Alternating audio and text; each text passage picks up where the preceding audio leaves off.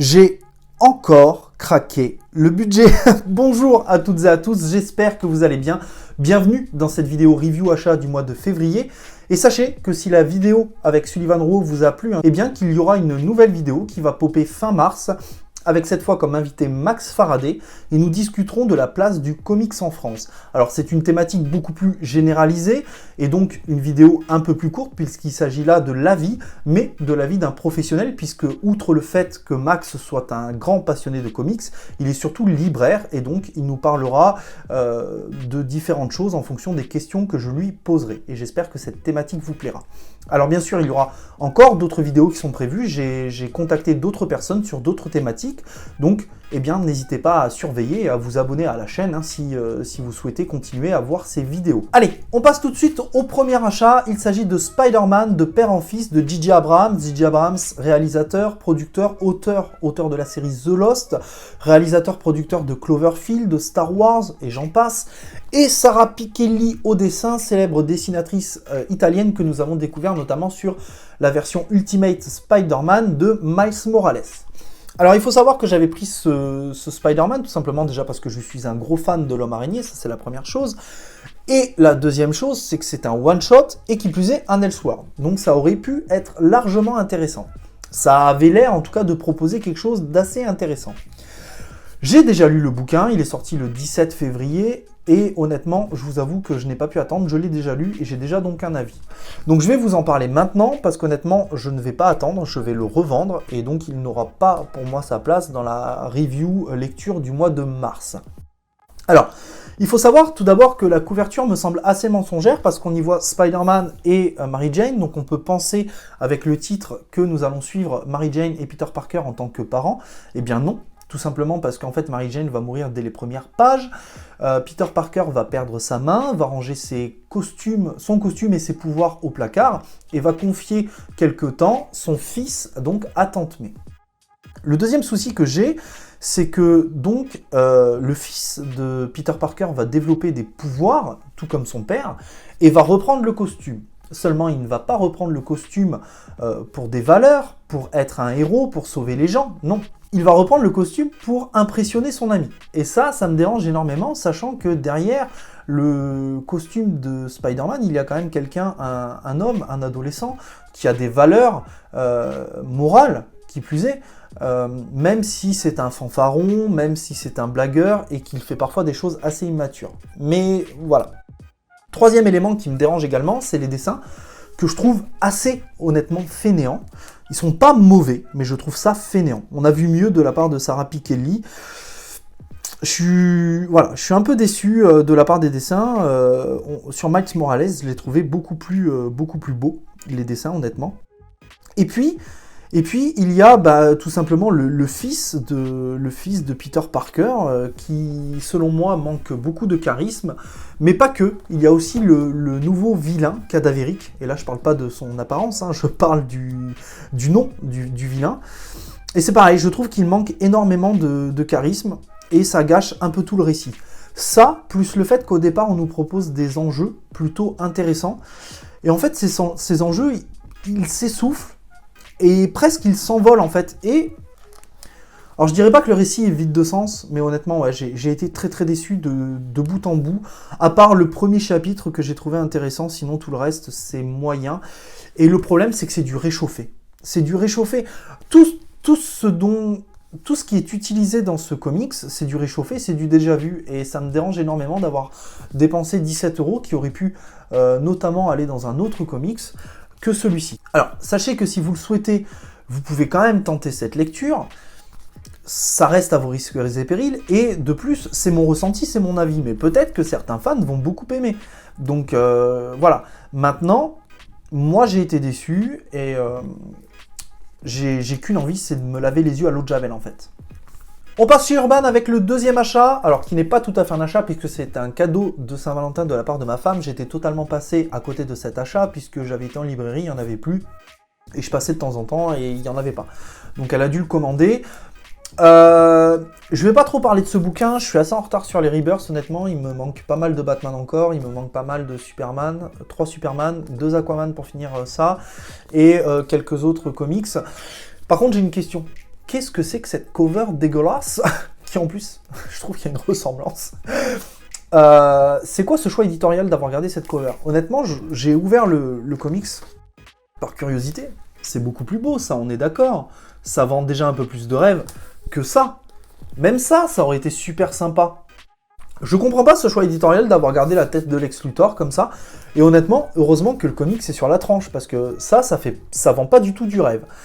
Donc voilà, donc je suis quand même content, hein, puisque de toute façon il me le faudra. Il fait partie des nombreux comics qui s'insèrent dans la série Batman Metal, New Justice, Death Metal, etc. Donc il me le fallait.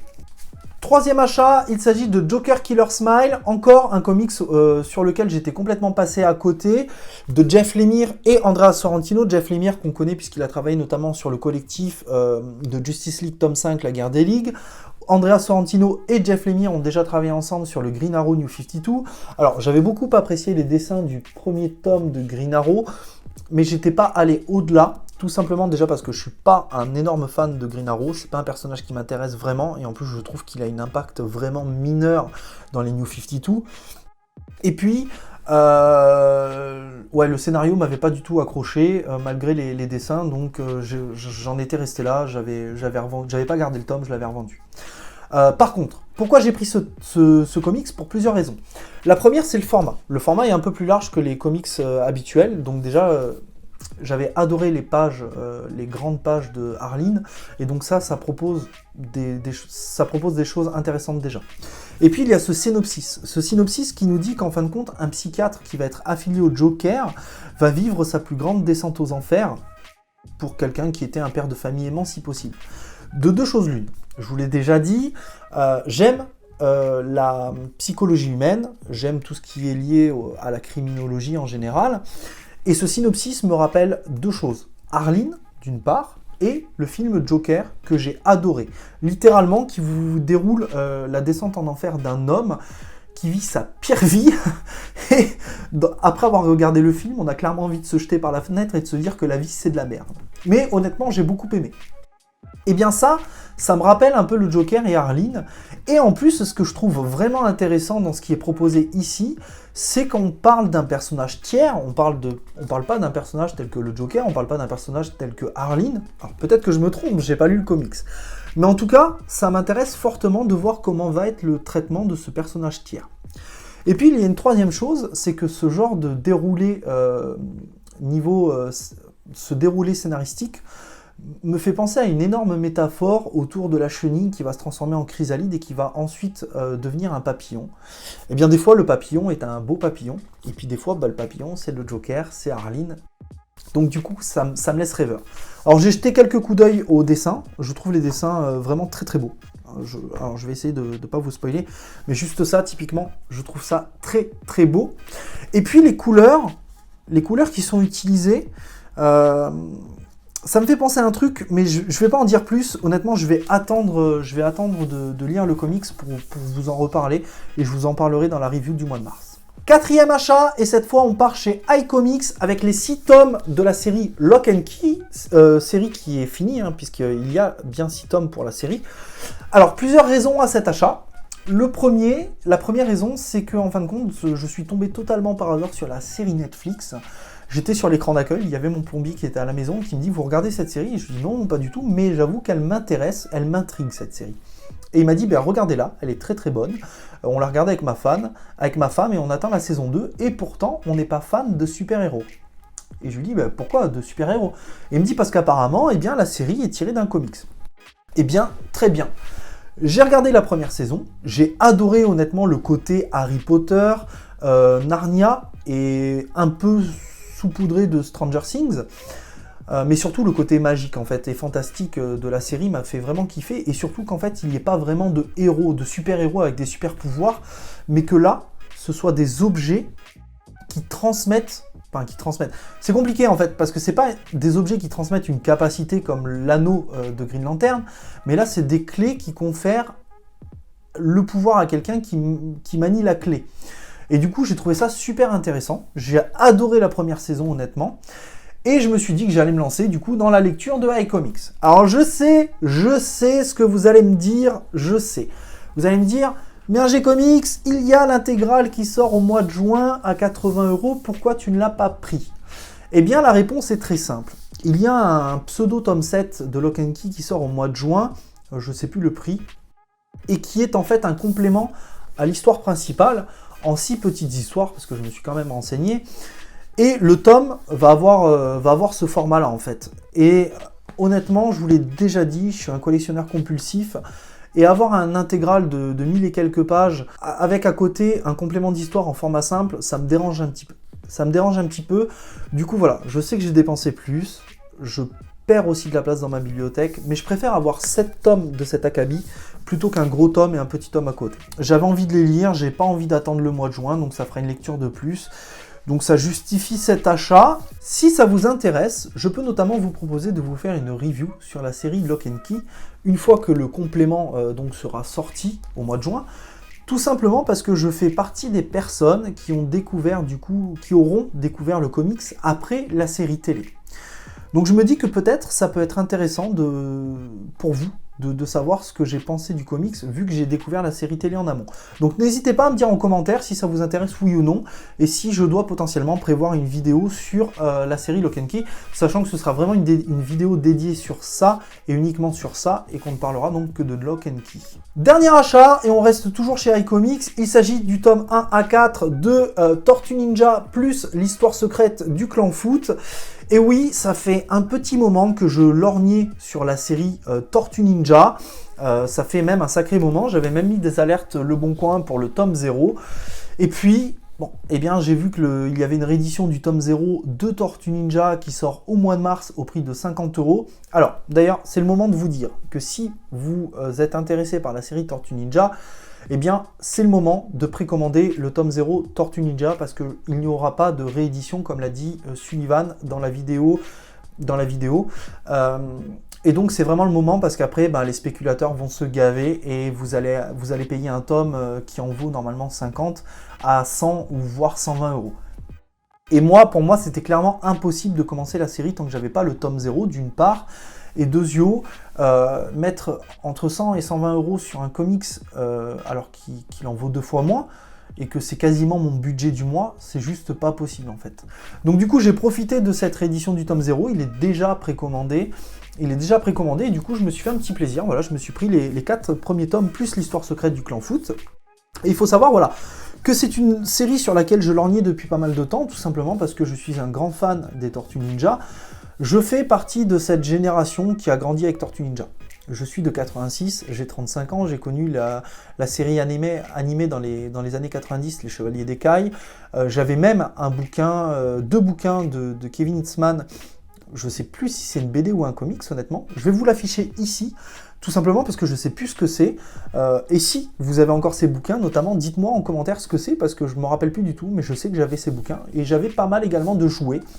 Notamment un jouet qui m'a beaucoup traumatisé parce que j'avais reçu un ballon dirigeable des Tortues Ninja que j'avais reçu avec un trou. Du coup, bien sûr, je n'ai jamais pu le gonfler et jouer avec, sachant que mes parents avaient essayé de mettre une rustine et que ça ne marchait pas. Super, hein, brise ton enfance. Enfin bref. Du coup, ouais, Tortue Ninja, c'est une série qui me touche. Et puis bon, honnêtement, après tout ce qu'a dit Sullivan quand j'ai fait son interview, il a largement réussi à m'atteindre et à me vendre la série, d'une part. Et d'autre part, c'est que eh bien, si vous me suivez sur Twitter, vous avez pu notamment voir que j'ai eu pas mal de discussions avec des personnes qui m'ont toutes recommandé de franchir le pas de cette série parce qu'elle était excellente. Donc voilà. Donc c'est tout simplement ça qui justifie cet achat. Donc je vais essayer, entre autres, d'avancer dans la série, de faire quelques achats dès que possible. Alors je pense pas que sur le mois de mars ce sera possible, on verra, sachant que j'ai aussi les Rebirths à terminer, j'ai aussi d'autres Spider-Man à terminer, il y a l'Icons tome 4 qui arrive là, mars, oui, mars, c'est ça, de Straczynski, il va y avoir la réédition de l'autre. Alors là, pareil, on pourrait en parler des heures, hein, mais la réédition de l'autre qui n'est pas intégrée dans le tome 5 du run de Straczynski, je trouve ça très très dommage en termes de format et ça me pose des soucis en termes de collectionneur. Voilà, et puis il y a aussi la réédition des Ultimates qui vont coûter un bras et peut-être même un poumon. Donc je vais essayer d'avancer sur mes séries au fur et à mesure de l'année, quand même, pour les terminer, et puis de pouvoir ensuite enchaîner sur d'autres, sachant qu'à côté, il y a aussi les one-shots. Voilà, n'hésitez pas à me dire en commentaire ce que vous pensez de mes achats du mois de février, si je me suis complètement planté, si j'ai fait des mauvais achats, ou si au contraire vous pensez que j'ai fait des bons achats, et à me dire aussi ce que vous avez acheté vous au mois de février. Honnêtement, ça m'intéresse toujours. Je sais qu'une personne notamment m'a recommandé Valhalla Hotel au mois de janvier, j'y jeterai un œil, promis, mais j'ai pas encore eu le temps de le faire. Je vous laisse ici, on se dit à samedi prochain pour une prochaine vidéo, et n'oubliez pas, de grands comics impliquent de grandes lectures. Ciao!